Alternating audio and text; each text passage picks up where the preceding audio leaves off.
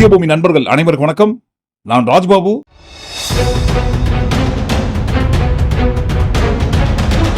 மதுவிலக்கு, பூரண மதுவிலக்கு எங்கெங்க? தமிழ்நாட்டில். கொள்கை தலைவன் விஜய் 2026 ஆட்சி அமைத்த கையோடு போதை இல்லாத தமிழகத்தை உருவாக்குவதற்காக கொண்டு வருகின்ற பூரண மதுவிலக்கு. என்னப்பா திமுக எப்ப பார்த்தாலும் எல்லாரையும் குடிக்க வச்சு கெடுக்குதே. போதை ஆசாமிகளாக மாத்தி வைக்கிறாங்களே திமுக ஆட்சியில மட்டுமே. திமுக ஆட்சியில மட்டும் எல்லாரையும் போதை ஆசாமியில மாத்தி வைக்கிறாங்களே. மனுஷபுத்திரன் அவர்கள் 10 பேரை முன்னுதாரணமா, 10 இளைஞர்களை முன்னுதாரணமா காட்டி பேசுறாரு. அந்த 10 இளைஞர்கள் எப்படி இருக்காங்க? நம்மள கேட்டா கொள்கை தலைவர் கட்சியை தான் கேட்கணும். இளைஞர்களுக்காக இந்த அரசு என்ன செய்யுது? இன்னைக்கு நீங்க ஒரு 10 இளைஞர்களை போய் பாருங்க. அதுல 5 பேர் நான் குரூப் 1 எழுதுறேங்கிறான், IAS IPS தேர்வுக்கு படிக்கிறேங்கிறான். அரசு அவர்களுக்கு அத்தனை ஏற்பாடுகளையும் செய்து கொடுக்குறது. 4ஆம் திட்டத்தின் மூலமாக எல்லா விதமான நவீன தொழில் பயிற்சிகளையும் கொடுத்து இன்னைக்கு வேலை வாய்ப்புகளை உருவாக்கிட்டு இருக்கோம். இதெல்லாம் யாருக்காக பண்றோம்? இதெல்லாம் நீங்க சம்பந்தப்படாம இருக்கலாம், நீங்க அதில் போய் சேராம இருக்கலாம். தமிழ்நாடு இளைஞர்கள் போய் கேளுங்க. அப்போ தொடர்ச்சியாக இளைஞர்களுக்காக தமிழ்நாடு முதலமைச்சர் போராடுகிறார், இளைஞர்களுக்காக துணை முதலமைச்சர் போராடுகிறார். இவர்கள் இளைஞர்களுக்கான தலைவர்களா, வாய்ச்சொல் வீரர்கள் இளைஞர்களுக்கான தலைவர்களா என்பதை 2026 முடிவு செய்யும். ஐயா சொன்னாங்க, போய் 10 இளைஞர்களை போய் நீங்க தேடி கேட்டு பாருங்க அப்படின்னாங்க. அந்த 10 இளைஞர்கள் 5 பேர் என்ன சொல்லுவாங்கன்னு கேட்டு பாருங்க. 5 பேர் டாஸ்மாக் வாசல்ல இருந்து வெளியில வருவாங்க. 5 பேர் டாஸ்மாக் வாசல்ல இருந்து வெளியில வருவாங்க. அதுதான் உங்களுடைய ஆட்சி செய்த சாதனை. அதுல இன்னொரு 5 பேர், அந்த மிச்சம் இருக்கிற 5 பேரையும் போய் கேட்டீங்கன்னா எங்கேயாவது போதைப் பொருள் அடி பழக்கத்துக்கு அடிமையாயிருக்கும். அதுவும் இந்த ஆட்சியோட சாதனை. பாத்துக்கோங்க, இந்த மாதிரி இளைஞர்களை ஆக்கி கெடுத்து குடிச்சாக்கி வச்சிருக்கீங்க. எங்க கட்சியை சேர்ந்தவங்க விரல் நுனியில் வைத்துக் கொண்டிருக்கிறார்கள். எல்லாத்துக்கும் காலம் திமுக. அப்ப இதற்கு முன்பாக தமிழ்நாட்டில் இல்ல மது விற்பனை என்பதே கிடையாது. திமுக கட்சி ஆட்சிக்கு வந்த பிறகுதான் மது விற்பனையே வந்ததுன்ற போல ஒரு பில்டப் பண்ணிருக்காங்க இல்லீங்களா? போதை பொருள் கலாச்சாரத்தை ஒழிக்காம ஏமாத்துறீங்க. உலகத்துல மிஸ்டர் கிளீன் ரெக்கார்ட்ஸ் எல்லாம் உங்களுக்கும் உங்க கூட இருக்கிறவங்களுக்கு மட்டும்தான் அங்கிள் கொடுக்கணும். இதை பார்த்து வாயா இல்லாத ஊரு கூட வயிறு வலிக்க சிரிக்குது. பெண்களுக்கு 1000 ரூபாய் கொடுத்துட்டீங்கன்னா போதுமா அங்கிள்? அப்படியே அதை மூடி மறைச்சிடலாம்னு பாக்குறீங்களா? ஐயோ very very first uncle, very very first. அதுவும் சாதாரணமா கிடையாதுங்க. அடுத்த எம்ஜிஆர் நான் தான் உருட்டுறாரு இல்லீங்களா? ஒரு தவறு செய்தால், அதை தெரிந்து செய்தால் அவர் கபட நாடக MK ஸ்டாலின் அங்கிளாகவே இருந்தாலும் இப்போ அடுத்து வருகின்ற அடுத்த எம்ஜிஆர் கூட அடுத்து ஒரு ஓரமா இருக்கட்டும். முதல் ஒரிஜினல் எம்ஜிஆர் அவர்கள் கூட பாருங்க, முதல்ல இந்த மதுவிலக்கு என்கின்ற ஒரு விஷயத்தை கையில் எடுத்துதான் திமுகவுக்கு எதிராக களம் கண்டாது. ஆனால் ஆட்சியில் இல்லாத போது ஆட்சியில் இருந்தவர்களை எதிர்த்து மதுவிலக்குக்கு ஆதரவாக குரல் கொடுத்த எம்ஜிஆர் அவர்கள் ஆட்சிக்கு வந்த பிறகு அவருடைய ஆட்சியில் இந்த மதுவிலக்கை நிறைவேற்ற முடியல. இன்னைக்கு சொல்றாங்க இல்லைங்களா, டாஸ்மாக் மது சொல்லி. இந்த டாஸ்மாக் வந்த வழிக்கென்று ஒரு வரலாறு இருக்கு, ஒரு உண்மை இருக்கு. யார் கொண்டு வந்தாங்க, கொண்டு வந்ததை எந்தெந்த ஆட்சி காலத்தில் அப்கிரேட் பண்ணாங்க அப்படின்றத ஏற்கனவே நம்ம பதிவு பண்ணியிருந்தோம். இருந்தாலும் பாருங்க, இப்ப ஊருக்குள்ள போயிருக்கிற இந்த அரசியல் நிகழ்வுகளுக்கு இந்த காணொளி கண்டிப்பாக பொருத்தமாக இருக்கும். அது மாறணும்னா நீங்க தான் வரணும். ஒவ்வொரு தயவு செய்து யாரும் மது மறையணும்னு சொன்னா நம்ம நினைச்ச கனவு நிறைவேறணும். நம்ம அண்ணனை அந்த இடத்துக்கு கொண்டு வந்தால் மட்டுமே தான் அந்த மது மாறும். இல்லைன்னா மாறாது. எல்லாரும் சேர்ந்து நம்ம நினைச்ச கனவை நிறைவேற்றணும். நம்ம அண்ணனுக்காக அந்த கனவு நிறைவேறிச்சுன்னா ஒவ்வொரு மகளிரோட நிலைமையே மாறும். நம்ம குழந்தைகளும் முன்னேறுவாங்க. அப்ப என்ன சொல்ல வராங்கன்னா, தமிழ்நாட்டில் பனையூர் பண்ணையார் வாரிசு நடிகர் ஆட்சி அமைக்கும் போது பூரண மதுவிலக்கு தமிழ்நாட்டில் கொண்டு வந்துருவாரு அப்படின்ற ஒரு முடிவுக்கு இப்போ வந்துட்டாங்க. இருக்கட்டும், அது ஒரு ஓரமா, தப்பு கிடையாதுன்னு சொல்ல மாட்டோம், இருக்கட்டும் அது ஒரு ஓரமா. ஆனா பாருங்க, பனையூர் பண்ணையார் நேற்று ஆரம்பித்த கட்சி, அதனால இதே போல ஒன்று இருக்காரு. ஆனால் ஆண்டாண்டு காலமாக தமிழ்நாட்டில் இருக்கிற அதிமுக கட்சி, அந்த அதிமுக கட்சியோட எடப்பாடி ஆளுமை பழனிசாமி அவர்கள் என்ன சொல்றாருங்க, தமிழ்நாட்டில் மது விற்பனை செய்வதையே தான் பாருங்க மும்முரமாக பெரிய தொழிலா வச்சுருக்காங்க தமிழ்நாடு அரசு, திமுக அரசு. அதை தாண்டி வேற எதையும் யோசிக்க மாட்டாங்கன்னு உருள்றாங்க இல்லைங்களா? இந்த டாஸ்மாக் மது விற்பனை என்பதை தமிழ்நாட்டில் முதலாக யாரால் கொண்டு வரப்பட்டது அப்படின்ற ஒரு விஷயத்தை இந்த காணொலியில டாஸ்மாக் வந்த வழியை குறித்து நம்ம பார்க்க போறோம். அதற்கு பிறகு இந்த மது குடிப்பதையே அதிகப்படியாக ஃபேஷனாக அந்த யாருன்றதை நம்ம அடுத்து பார்ப்போம். முதல்ல இந்த டாஸ்மாக் வந்த வழி. கர்ணன் திரைப்படத்தோட கிளைமேக்ஸ்ல அர்ஜுனன் புலம்புவாரு, அட பாவி கிருஷ்ணா, உன்னாலல்லவா இந்த நல்லவனை நான் கொன்றேன்ட்டு. அப்போ கிருஷ்ணா அர்ஜுனன் கிட்ட சொல்லுவாரு, ஏன்பா யார்கிட்ட நீ பேசுற?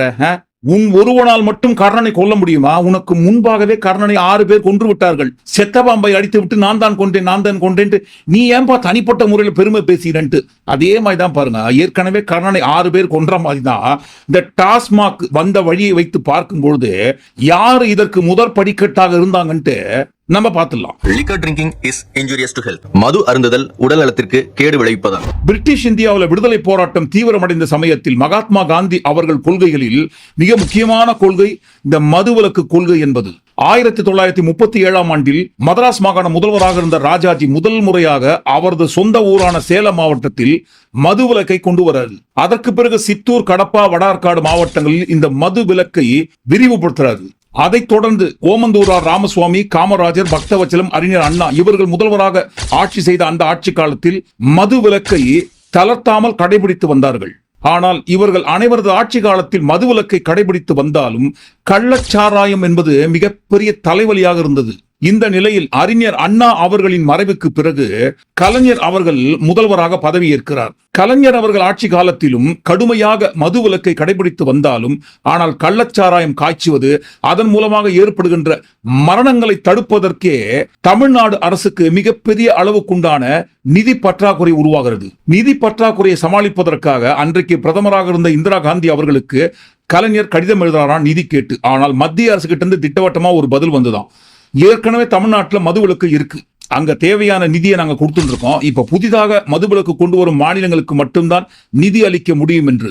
சோ இந்த நிலையில் தான் வேறு வழி இல்லாமல் காய்ச்சுகின்ற கள்ளச்சாராயத்தை நிறுத்துவதற்கும் அதன் மூலமாக ஏற்படுகின்ற மரணங்களை தடுப்பதற்கும் முக்கியமாக நிதி நெருக்கடியை சமாளிப்பதற்கும் 1971ஆம் ஆண்டில் தமிழ்நாட்டில் இருந்த மதுவிலக்கை கலைஞர் அவர்கள் தளர்த்துறார்கள். சரியாக ஆகஸ்ட் 31ஆம் தேதி 1971ஆம் ஆண்டில் தமிழ்நாட்டில் இருந்த மதுவிலக்கை தளர்த்தி கொண்டு வரப்பட்ட இந்த சாராய விற்பனையோட விலை நிர்ணயம் 1 லிட்டர் சாராயம் 10 ரூபாய் என்றும் 1 லிட்டர் கல்லு 1 ரூபாய் என்றும் விற்பனை செய்யப்பட்டது. சாரி ஃபார் த பிரேக், தடங்களுக்கு வருந்துகிறோம். இந்த இடத்துல கண்டிப்பா யாராவது பாஞ்சு புரண்ட வருவாங்க. ஏங்க இப்பதான் சொன்னீங்க கருணாநிதி 6 பேர் ஏற்கனவே கொண்டுட்டாங்க, செத்த பாம்பை அடித்து விட்டு ஏன்பா பெருமை பேசுற, முதல் முறையாக தமிழ்நாட்டில் திமுக தான் இந்த டாஸ்மாக் கொண்டு வந்த மாதிரி பில்டப் பண்றீங்கன்னு சொல்லி. எப்படி இருந்தாலும் தமிழ்நாட்டில் ஆண்டாண்டு காலமாக பல முதல்வர்களால் கடைபிடித்து வந்த மதுவிலக்கை தளர்த்தியது கலைஞர் அவர்கள் ஆட்சி காலத்துல தானேன்னு கேட்பாங்க. ஆனால் இந்த இடத்துல நம்ம யோசிச்சு பார்க்கணும், கலைஞருக்கு முன்பாக காமராஜர் அவர்கள் தமிழ்நாடு முதல்வராக இருந்த சமயத்திலேயே அவரது ஆட்சி காலத்திலேயே தமிழ்நாட்டில் அதிகப்படியாக பெருகி வந்த கள்ளச்சாராயம், இந்த கள்ளச்சாராயத்தை குறித்து காமராஜர் அவர்கள் வாழ்க்கை வரலாறு சம்பந்தப்பட்ட திரைப்படத்தில் காட்சிப்படுத்தியிருப்பாங்க பிரதானமாக. மேலும் மார்க்கை விட்டு வெளியே இருக்கிற வரைக்கும் 1008 பேசலாம், 1000 சவால் விடலாம், இப்படி பண்ணலாம், சேச்சா அப்படிலாம் பண்ணக்கூடாதுங்க, இப்படி பண்ணிருக்கலாம், நான் மட்டும் அந்த சீட்ல தலைமை என்கின்ற பொறுப்புக்கு வந்துட்டேன்னா நான் ஆட்சியில் உட்கார்ந்தேன்னா அப்படி பண்ணுவேன் இப்படி பண்ணுவேன்ட்டு 1008 பேசலாம். ஆனால் அந்த மார்க்குக்குள்ள வந்த பிறகு தலைமை என்கின்ற பொறுப்புல உட்காரும் போது தான் என்ன செய்யலாம், என்ன செய்யக்கூடாது, என்ன செய்ய முடியாதுன்ற ஒரு நிலைமைக்கே வர முடியும். அந்த வகையில 1971ஆம் ஆண்டில் தமிழ்நாட்டில் இருந்த மதுவிலக்கை தளர்த்தி மது விற்பனையை கொண்டு வந்த கலைஞர் அவர்கள் அரசை கூடவே இருந்த எம்ஜிஆர் அவர்கள் திமுகவில் இருந்த சமயத்திலேயே இந்த மது விற்பனையை தான் பாருங்க பிரதானமாக கையில் எடுத்து கலைஞர் அவர்களுக்கு எதிராக விமர்சனம் பண்ணாரு. ஆனா பாருங்க அது போன வாரம் தலைமை என்கின்ற மார்க்ல இருந்து வெளியே இருந்த போன வாரத்தில் அதே போல விமர்சனம் பண்ணாரு மது விற்பனைக்கு எதிராக. அதே பாருங்க தலைமை என்கின்ற பொறுப்புக்கு வந்த பிறகு எம்ஜிஆர் அவர்கள் ஆட்சி காலத்துல இந்த மது விற்பனை மது விலக்கு எந்த அளவுக்கு கடைபிடித்தார்னு நம்ம அடுத்து பார்ப்போம். இப்ப இந்த டாஸ்மாக் வந்த வழியில வந்துருவோம். 1971ஆம் ஆண்டில் கொண்டு வந்த இந்த மது விற்பனை மூலம் 1 லிட்டர் சாராயம் 10 ரூபாய், 1 லிட்டர் கல்லு 1 ரூபாய் என்றும் விலை நிர்ணயம் செய்து விற்கப்பட்ட அந்த ஆண்டில் அரசுக்கு வந்த வருவாய் என்பது 26 கோடி. ஆனால் தமிழ்நாட்டில் இருந்த மதுவிலக்கை தளர்த்திவிட்டு மது விற்பனையை கொண்டு வந்ததன் மூலமாக கலைஞர் அரசு கடுமையான விமர்சனத்தை சந்திக்க ஆரம்பிச்சது. வேற வழியே இல்லாம 1974ஆம் ஆண்டில் கலைஞர் அவர்கள் தமிழ்நாட்டில் பூரண மதுவிலக்கை கொண்டு வராரு. அடுத்து இந்த இடத்துல தான் ட்விஸ்ட், தலைமை என்கின்ற மார்க்குக்கு உள்ள வெளியே அது போன வாரம் இந்த வாரம்ன்ற கணக்கு. 1971ஆம் ஆண்டில் மதுவிலக்கை தளர்த்திய அதே கலைஞர் தான் பாருங்க 1974 மீண்டும் மதுவிலக்கு கொண்டு வந்துறாரு. அது தொடர்கிறது, மதுவிலக்கு தொடர்கிறது. இந்த நிலையில் 1977ஆம் ஆண்டில் தமிழ்நாட்டில் ஆட்சி மாறுகிறது. எம்ஜிஆர் அவர்கள் அஇஅதிமுக தலைமையில் ஆட்சி அமைகிறது. எம்ஜிஆர் அவர்கள் முதல்வராக பதவிக்கு வந்த பிறகு இருக்கிற மதுவிலக்கு தொடர்கிறது. மேலும் கள்ளச்சாராயம் காய்ச்சுபவர்களுக்கு உண்டான கடுமையான சட்டத்தை கொண்டு வராது, அமல்படுத்துறாரு. ஆனால் காய்ச்சுகின்ற கள்ளச்சாராயத்தையும் குடிக்கிற கள்ளச்சாராயத்தையும் தடுத்து நிறுத்தவே முடியல. கள்ளச்சாராயம் அதிகமா பெருக ஆரம்பிக்குதுங்களாம். சோ கள்ளச்சாராயம் மற்றும் குடிப்பவர்களை தடுப்பதற்கே அதிகப்படியான நேரங்கள் மற்றும் நிதி விரயமாக தொடங்குதுங்களாம். வேற வழியே இல்லாம கள்ளச்சாராயத்தை தடுப்பதற்கும் நிதி நெருக்கடியை சமாளிப்பதற்கும் எம்ஜிஆர் அவர்கள் அரசு இருந்த மது விலக்கை தளர்த்துறாரு, மது விற்பனையை கொண்டு வராரு. சரியாக 10 வருஷங்க. 1971 81 71 மதுவிலக்கை தளர்த்திய கலைஞர் அரசு மீது கடுமையான விமர்சனத்தை வைத்த எம்ஜிஆர் அவர்கள் தலைமை என்கின்ற இடத்துக்கு வந்த பிறகு 10 ஆண்டுகள் கழித்து 1981 தமிழ்நாட்டில் இருந்த மதுவிலக்கை எம்ஜிஆர் அவர்கள் எடுக்கிறார். ஏன் அப்படியே? அன்றைக்கு தலைமை என்கின்ற பொறுப்பில் இல்லாத போது மதுவிலக்கை தளர்த்திய கலைஞர் அரசு மீது வைத்த விமர்சனம், தமிழ்நாட்டு பெண்கள், தாய்மார்கள், சகோதர சகோதரிகள் இதே போல அநியாயமான விஷயத்தை ஃபேஸ் பண்ண வேண்டிய சூழ்நிலை வருமே. இது உங்களுக்கு புரியாதான்னு கேட்ட அதே எம்ஜிஆர் அவர்கள் ஆட்சி அமைத்த பிறகு 1981 இருந்த மதுவிலக்கை எடுக்கிறாருங்க. இது எப்படின்னா மற்றதுலாம் எப்படிங்க? இந்த மது விற்பனையை அப்கிரேட் பண்ணி கொண்டு போற அந்த தருணம் இன்றைக்கு ஆளுமை எடப்பாடி பழனிசாமி அவர்கள் உட்பட உருள்றார் இல்லைங்களா? ஐயோ, தமிழ்நாட்டில் என்னையா மது விற்பனை இப்படி ஆறா ஓடுது அப்படின்னு சொல்லி அப்கிரேட் பண்ணி கொண்டு போறாங்க பாருங்க. எம்ஜிஆர் அவர்கள் ஆட்சி காலத்துல வெளிநாட்டு மது வகைகளை தயாரிப்பதற்கு 10 மது நிறுவனங்களுக்கு லைசன்ஸ் கொடுக்கிறார்கள். அடுத்து இந்த இடம் தான் மிக மிக முக்கியமானது. டாஸ்மாக் என்கின்ற ஆணி வேற என்ட்ரி ஆகுது. 1983 தமிழ்நாடு முதல்வராக எம்ஜிஆர் அவர்கள் ஆட்சி காலத்தில் தான் பாருங்க, இந்திய நிறுவன சட்டம் 1956 கீழ் தமிழ்நாடு மாநில வாணிப கழகம் ஒன்று எம்ஜிஆர் அவர்களின் அரசால் உருவாக்கப்படுகிறது. தமிழ்நாடு மாநில வாணிப கழகம் என்று உருவாக்கப்பட்ட அதுதான் பாருங்க இன்றைக்கு இருக்கிற டாஸ்மாக். அந்த 1983 எம்ஜிஆர் அவர்கள் அரசால் கொண்டு வந்த Tamil Nadu state marketing corporation TASMAC தான் பாருங்க மொத்த மது விற்பனை மற்றும் சில்லறை மது விற்பனையை கட்டுப்படுத்த தொடங்கியது. பிறகு எம்ஜிஆர் அவர்களின் மறைவுக்கு பிறகு 1989 தமிழ்நாடு முதல்வராக மீண்டும் கலைஞர் அவர்கள் பதவிக்கு வராது. 1989 ஆட்சிக்கு வந்த அந்த காலகட்டத்தில் தான் தமிழ்நாடு ஸ்பிரிட் கார்பரேஷன் ஒன்றை உருவாக்கி அதன் மூலமாக மலிவு விலை மது விற்பனையை அறிமுகப்படுத்துறாரு. அதன் மூலம் திமுக அரசுக்கு எதிராக கடுமையான விமர்சனங்கள் வருகின்றது. அது 1991 நடைபெற்ற தேர்தலிலும் அந்த விமர்சனம் எதிரொலித்தது. 1991 மீண்டும் அதிமுக ஆட்சி அமைகிறது. முதல்வராக ஜெயலலிதா அவர்கள் பதவிக்கு வராங்க. ஆட்சி பொறுப்பேற்ற ஜெயலலிதா அவர்கள் கலைஞர் ஆட்சி காலத்தில் கொண்டு வரப்பட்ட மலிவு விலை மது விற்பனையை தடை பண்றாங்க. ஆனால் அதே சமயத்தில் பார் வசதியுடன் கூடிய நிறைய மதுக்கடைகளை திறக்கிறாங்க. விஸ்கி, பிராண்டி, பியர் போன்ற மது வகை உற்பத்தி மற்றும் விற்பனை எதற்குமே பாருங்க தடை கிடையாது. தாராளமா இதை போன்ற மது வகைகளை விற்பனை செய்யலாம் என்கின்ற உத்தரவையும் வழங்குறாங்க. சோ இப்படி காலத்திற்கு ஏற்ப அந்தந்த சமயத்துல ஒவ்வொரு ஆட்சி மாறும்போது அவங்கவுங்க ஆட்சி காலத்துல கொண்டு வரப்பட்ட மது வகைகளை பாருங்க தடை செய்வதும் புதிய புதிய மது வகைகளை அறிமுகம் செய்வதுமாக போயிருந்த இந்த சமயத்துல அதிமுக அரசு முதல்வர் ஜெயலலிதா அவர்கள் புது யுக்தி ஒண்ணு கையாளுறாங்க. அதாவது பாருங்க, அந்த பித்தளை சொம்ப திருடி அதை வித்து பேச்சம்பழம் வாங்கி சாப்பிட்றத விட பேச்சம்பழத்தையே திருட வேண்டியதான்னு கேட்பாங்க இல்லைங்களா? டாஸ்மாக் மூலம் அரசாங்கம் மது உற்பத்தி பண்றாங்க. இந்த அரசாங்கம் மூலமாக மது விற்பனையை தனியாருக்கு ஏலம் விடுறோம். இந்த தனியார் ஏலம் எடுத்து மது விற்பனை செய்து அவங்க கிட்ட இருந்து வரி வருவாய் வாங்குவதை காட்டிலும் ஒட்டுமொத்தமா டைரக்டா இந்த மது விற்பனை அரசாங்கமே செய்தால் என்ன அப்படின்ற ஒரு யுக்தியை கொண்டு வந்து ஜெயலலிதா அவர்கள் முதல்வராக இருந்த அந்த ஆட்சி காலத்தில் தான் பாருங்க 2003 அரசாங்கமே டைரக்டாக டாஸ்மாக் மூலமாக மது விற்பனை செய்யப்படும் என்கின்ற ஒரு முறையை அறிமுகப்படுத்துறாங்க. இது எப்படி இருக்கு? இதை குறிப்பிட்டு தான் சொன்னோம். பித்தளை சொம்ப திருடி அதை வித்து பேச்சம்பழம் வாங்கி சாப்பிட்றத விட பேச்சம்பழத்தை டைரக்டா திருடலாம் இல்லையா அப்படின்ற ஒரு யுக்தியை கையாண்டு முதல் முறையாக பாருங்க தமிழ்நாட்டில் தமிழ்நாடு அரசு மூலமாக மது விற்பனை அறிமுகப்படுத்தியதே அதிமுக ஆட்சி காலத்தில் தான். ஸோ இந்த டாஸ்மாக், மது விற்பனை, சாராய அமைச்சர் ஆறா ஓடுறது அப்படி இப்படின்னு சொல்ற எல்லாருமே பாருங்க இந்த டாஸ்மாக் பின்னணியில் சம்பந்தியும் சத்தத்துக்கு சாப்பிட போன மாதிரி எல்லாரும் ஒரே குட்டையில ஒரு மட்டக்கணக்காகத்தான் இருந்து கொண்டு ஒருத்தரை மாத்தி ஒருத்தர் ஓனனை பார்த்து முதுகு போனாலும் ஒட்டகம் சொல்ற கதையாக சொல்லுங்கிறாங்க. அப்ப எல்லாத்தையும் ஒட்டுமொத்தமா கூட்டி கீச்சி வச்சு பார்க்கும்பொழுது இந்த டாஸ்மாக் என்கின்ற முதற் படிக்கட்டை யார் தொடங்கியதுங்க? அதை குறிப்பிட்டு தான் சொன்னோம்.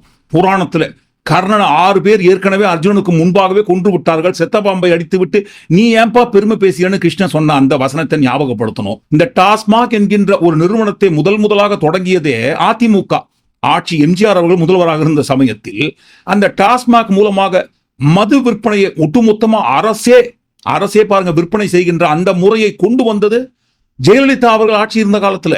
சோ இப்படி தமிழ்நாட்டில் டாஸ்மாக் மூலமா அந்தந்த காலத்துல அவங்க ஆட்சியில இருக்கும்போது கொஞ்சம் கொஞ்சமா அப்கிரேட் பண்ணி கொண்டு வந்துட்டு ஒட்டுமொத்தமாகவே எல்லாமே திமுகவால் தான். அதுவும் பாருங்க இப்ப இருக்கிற முதல்வர் ஸ்டாலின் அவர்கள் மீது ஒட்டுமொத்த பழியை வைத்தால் எப்படிங்க? இந்த மது விற்பனை மும்முரமா நடக்குது அப்படின்னு இன்றைக்கு உருள்கின்ற எடப்பாடி அவர்கள் முதல்வராக இருந்த சமயத்தில் முதல்வராக இருந்தார் இல்லைங்களா? ஆட்சி அதிகாரம் அவர் கையில் தானே இருந்தது. ஒட்டுமொத்தமா தமிழ்நாட்டில் மதுவிலக்கு கொண்டு வந்திருக்க வேண்டியதானே? இருக்கிற மது கடைகள் எல்லாத்தையும் இழுத்து மூடிவிட்டு ஏன் கொரோனா சமயத்தில் கூட பாருங்க வேமா சூசோ இல்லாம ஈவு இறக்கம் இல்லாம மதுக்கடையை ஜோரா தந்து வச்சு விற்பனை பண்ணியிருந்தாருங்க. அதையும் ஞாபகப்படுத்துங்க, எடுத்து சொல்லுங்க. அரசாங்கமே சாராயம் விற்கிறாங்கன்னு சொல்றாங்க இல்லைங்களா? இதுக்காக லாபத்துக்காகன்னு சொல்லி அரசாங்கம் சாராயம் விற்பனை செய்யவில்லை என்றாலும் இந்த சாராய விற்பனையை, மது விற்பனை, உங்க சாராயம் சொல்றதால நம்ம சாராயம் குறிப்பிடுறோம். இந்த மது விற்பனையை தனியார்கள் கிட்ட கொடுத்தாலும் பாருங்க, அரசுக்கு வருகின்ற இந்த வரி வருவாய் என்பது அது கண்டிப்பாக வரும். இந்த மது விற்பனையை பொறுத்த வரைக்கும் பாருங்க, வரி வருவாய் ஒன்று, லாப வருவாய் அடுத்து. லாப வருவாய் இல்லாவிட்டாலும் வரி வருவாய் என்பது அரசாங்கத்துக்கு கண்டிப்பாக தனியார் மது விற்பனை செய்தாலும் வரும். உதாரணத்துக்கு எடப்பாடி அவர்கள் முதல்வராக இருந்த அந்த ஆட்சி காலம் 2017 குறிப்பிட்டு சொல்லாம 2017 ஆண்டில் இந்த டாஸ்மாக் மது விற்பனை மூலமாக அரசுக்கு வந்த வரி வருவாய் என்பது 14,574 கோடி. லாப வருவாய் என்பது வெறும் 25 கோடி. சோ அரசாங்க மது விற்பனை செய்யாமல் தனியார் விற்பனை செய்தாலும் அரசுக்கு வருகின்ற இந்த 14,574 கோடி ரூபாய் வருகின்ற வரி வருவாய் கண்டிப்பாக வரும். தமிழ்நாட்டில் சாராயம் 6 கோல் ஓடுகிறது. ஜக்கமா சொல்றான். தமிழகத்துல சட்டம் ஒழுங்கு கெட்டு போயிருக்கு. கள்ளச்சாராயம் 6 போல் ஓடிக்கொண்டிருக்கிறது. இப்போ ஒரு மாநில தலைவராக இருக்கும்போது உருண்டுதார் இல்லைங்களா? இந்த உருள்றது கூட ஏன் அவ்வளவு நேரம் காத்திருந்து உருணுங்க? தமிழ்நாட்டில் 4 வருஷம் பிஸ்கேஜேபி கட்சியும் அதிமுக கட்சியும் கூட்டணி ஆட்சியில் இருந்தாங்க இல்லைங்களா? இருந்த அந்த சமயத்திலே தமிழ்நாட்டில் மதுக்கடைகளை இழுத்து மூடி மதுவிலக்கு கொண்டு வந்திருக்க வேண்டியதானே? ஏன் கொண்டு வரல? திமுக ஆட்சி வந்ததற்கு பிறகு செந்தில் பாலாஜி சாராய அமைச்சர் என்று சொன்னால், அப்ப அதிமுக ஆட்சி காலத்தில் இருந்த தங்கமணியும் நத்தம் விஸ்வநாதனும் யாருங்க? இன்னும் அமைச்சர், சாம்பிராணியும் சந்தனமும் விற்கிற அமைச்சரா? அதையும் சொல்லணும் இல்லைங்களா? மதுவால் அரசாங்கத்திற்கு ஒரு ஆண்டுக்கு 48,000 கோடி. ஆனால் இவங்க மகளிர் உரிமை தொகைக்கு ஒதுக்கக்கூடிய பணம் 7,936 கோடி. நீங்கள் 8,000 கோடினே வச்சுக்கோங்க. 48,000 கோடி மதுபானத்தில் வருமானம், 8,000 கோடி அந்த வருமானத்திலிருந்து ஒரு 8,000 கோடி இங்க ஒதுக்கினால், இப்ப நீங்க யோசிங்க, சமூக திட்டத்தின்படி நீங்க சொன்னீங்க 48,000 கோடி மதுபானத்துல, அதுல 8,000 கோடின்னு சொல்லுகிற போது இங்குதான் நாம் பார்க்க வேண்டிய ஏன் இதே சாராயம் 6 போல ஓடுற அந்த சாராய விற்பனையோட 14 ஆண்டு கால வருமானம், இது 2021 திமுக ஆட்சி அமைந்த பிறகு சொல்லலங்க. இந்த கணக்கு 14 வருஷம்ன்றது திமுக ஆட்சிக்கு வருவதற்கு முன்பாக சுமார் 14 ஆண்டு கால டாஸ்மாக் வருமானம் என்பது 2,83,000 கோடி. இந்த 2,83,000 கோடி வருஷத்துக்கு வருஷம் மது விற்பனை மூலமாக ஏறுகின்ற தொகை 2017 14,574 கோடியாக இருந்தது. இதே பாருங்க 2020 33,811 கோடியாக உயர்கிறது. அப்ப வருஷத்துக்கு வருஷம் விற்பனை அதிகரித்து 14 வருஷத்துல 2,83,000 கோடி என்பது எதன் மூலமாக விற்று வந்தது? மது விற்பனையா, சாராய விற்பனையா, இல்ல சாம்பிராணி விற்பனையா, இல்ல சந்தன விற்பனையா, ஊதுபத்தி விற்பனையா? சொல்லணும் இல்லைங்களா?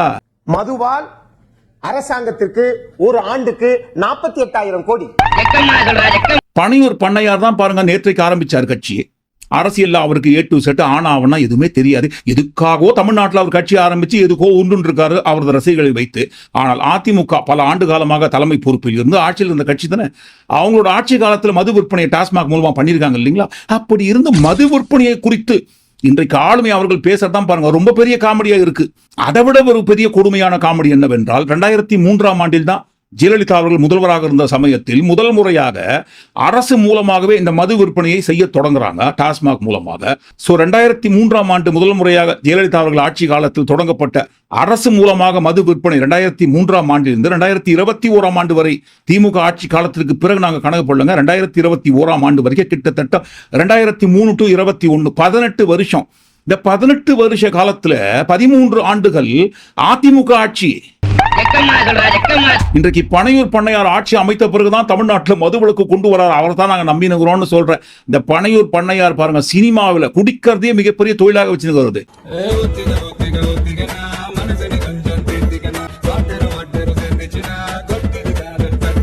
தான் பாருங்க பாடி பாடி பாடி சினிமாவில் தான் அதிகப்படியாக மதுவை ப்ரமோட் பண்றாங்க. குடிப்பவர்களை அதிகப்படியாக உருவாக்குறாங்க ஃபேஷன் அப்படின்ற பேர்ல. இன்றைக்கு பாருங்க கட்சி ஆரம்பித்து அவர் மூலமாகத்தான் தமிழ்நாட்டில் இந்த மது விலக்கு மூலமா விடிவெள்ளி பிறக்க போகுது அப்படின்ற ஒரு ரேஞ்சில் பில்டப் பண்றாங்க. ஊருக்கு உபதேசம் செய்யுமா பள்ளி அது போய் விழுமா கண்ணீர் பானையில துள்ளி அப்படின்ற ஒரு வகையில். ஐயா சொன்னாங்க போய் 10 இளைஞர்களை போய் நீங்க தேடி கேட்டு பாருங்க அப்படின்னாங்க. அந்த 10 இளைஞர்கள் 5 பேர் என்ன சொல்லுவாங்கன்னு கேட்டு பாருங்க. 5 பேர் டாஸ்மாக் வாசல்ல இருந்து வெளியில வருவோம். அதுதான் உங்களுடைய ஆட்சி செய்த சாதனை. புரிகிறதா? இந்த டாஸ்மாக் வந்த வழி வரலாறு, யார் யார் காலத்துல எப்படி எல்லாம் எந்தெந்த ஆட்சியில் இருக்கும்போது அப்கிரேட் பண்ணி கொண்டு வந்தாங்கன்னு சொல்லி சரி இதெல்லாம் ஒரு ஓரமா தூக்கி வச்சுட்டு நான் ஆட்சிக்கு வந்தா என்னையா வந்துட்டோம். அப்படி வந்துட்டோம், கிட்ட நெருங்கிட்டோம், ஓட்டு எனக்கு போடுறது மட்டும்தான் பாக்கி, போடுற ஓட்டை எண்றது மட்டும்தான் பாக்கி, சிஎம் சீட்டு ரெடியா என் பேர் எழுதி வச்சுட்டாங்க, உட்காரத்துக்கு நான் ரெடி ஆகிறேன். அப்படி உட்கார்ற பட்சத்துல பூரண மதுவிலக்கு கொண்டு வரப்படும் அப்படின்னு ஒரு தேர்தல் வாக்குறுதியை மேனிஃபெஸ்டோல கொடுங்க பார்க்கலாம். தமிழ்நாட்டில் மட்டும் கிடையாது, புதுச்சேரியிலும் சேர்த்து நான் ஆட்சிக்கு வந்த கையோடு பூரண மதுவிலக்கு கொண்டு வரப்படும் என்கின்ற தேர்தல் வாக்குறுதியை கொடுங்கயா பார்க்கலாம், கொடுங்கயா பார்க்கலாம், கொடுங்கயா பார்க்கலாம். ஏன் அப்படி சொல்றீங்க அப்படின்னு கேட்பாங்க. ஏன் அப்படி சொல்றோம்னு சொன்னோம் இல்லைங்களா முதல்லயே. அடுத்த எம்ஜிஆர் நான் தான் சொல்றேன். இந்த ஜெராக்ஸ் எம்ஜிஆருக்கு முன்பாக இருந்த ஒரிஜினல் எம்ஜிஆர் அவர்களே பாருங்க, ஆட்சிக்கு வருவதற்கு முன்பாக வாக்குறுதி கொடுத்தாரு, மதுவிலக்கு அதுதான் என்னுடைய கொள்கை. இப்ப இருக்கிற கலைஞர் அவர்கள் ஆட்சி காலத்துல ரொம்ப மது விற்பனை அதிகமாச்சே அப்படின்னு எதிர்த்து நின்னாரு. ஆனா பாருங்க, வந்த கையோட அவரால் கொண்டு வர முடியல என்பதுதான் நிதர்சனமான உண்மை ஒரிஜினல் எம்ஜிஆருக்கு. அப்ப ஒரிஜினல் எம்ஜிஆருக்கு அந்த மாதிரினா ஜெராக்ஸ் எம்ஜிஆருக்கு எப்படிங்க?